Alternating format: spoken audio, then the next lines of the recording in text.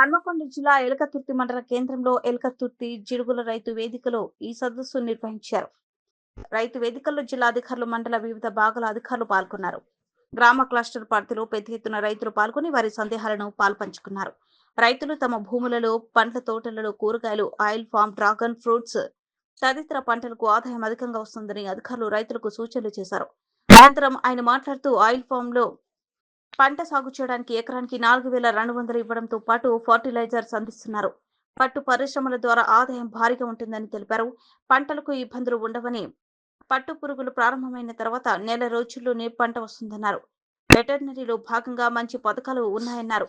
మండలంలోని సూరారం గ్రామానికి చెందిన తక్కలపల్లి దేవేందర్రావు అనే రైతుకు ఎన్ఎల్ఎం స్కీమ్ కింద మేకల ₹1,00,00,000 వచ్చిందని, అందులో 50% సబ్సిడీ వచ్చిందని, పెంపకంలో 500 గొర్రెలు, 25 పొట్టేలు, ఒక యూనిట్ గా 5 ఎకరాల భూమి కలిగి ఉంది. ₹1,00,00,000 స్కీమ్లో 50% సబ్సిడీ ఉందని అధికారులు రైతులకు సూచించారు.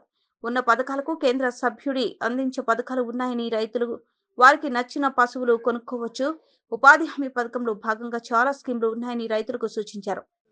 గతంలో ఫామ్ హౌస్కే పరిమితమైన ముఖ్యమంత్రి గారు ప్రజాపాలన వచ్చిన తర్వాత కాంగ్రెస్ పార్టీ ముఖ్యమంత్రి విదేశాలకు వెళ్ళి కొన్ని కార్యక్రమాలు తీసుకొస్తుంటే దాన్ని అబాసు పాలు చేయాలని, రాష్ట్ర ప్రయోజనాలకు భంగం కలిగే విధంగా, రాష్ట్రం సంబంధించి ఎప్పుడైనా మనకు ఒక అంశం ఉంటుంది.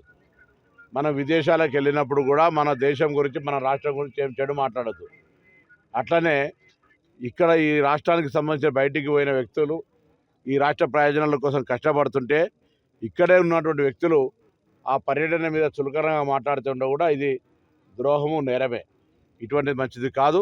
మీరు ఫామ్ హౌస్లకై కాళ్ళు బయట పెట్టని మీరు ఈరోజు ఈ రాష్ట్ర ప్రయోజనాల కోసం అమెరికా లాంటి దేశానికి వెళ్ళి ఔత్సాహికంగా ఉండేటువంటి వాళ్ళందరినీ, ప్రభుత్వ కార్యక్రమం, వ్యక్తిగత కార్యక్రమం కాదు, ప్రధాన కార్యదర్శి ఒకవైపు, ఐటీ శాఖకు సంబంధించినటువంటి కార్యదర్శి ఒకవైపు, ఆర్థిక శాఖ కార్యదర్శి ఒకవైపు పెట్టుకొని అక్కడ దేశంలో మరి ఈ రాష్ట్రానికి సంబంధించిన అనేక ప్రయోజనాలకు సంబంధించి ప్రయత్నం చేస్తుంటే అదేదో కుటుంబపరమైనటువంటి అంశంగా చిత్రీకరించి అనవసరమైనటువంటి ప్రజా తప్పుడు సమాచారం ఇస్తున్నటువంటి వీళ్ళ మీద తగిన చర్యలు తీసుకోవాలి.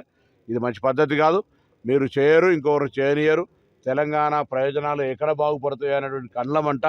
తెలంగాణ బాగుపడద్దు, గిట్లనే అప్పులమయం కావాలి, గిట్లనే ఆందోళనలు కావాలి అనేటువంటి ఆలోచనతో ఉన్నటువంటి విధంగా కనబడుతూ ఉంది. కాబట్టి ఇటువంటి విధానాన్ని తీవ్రంగా ఖండిస్తున్నాం.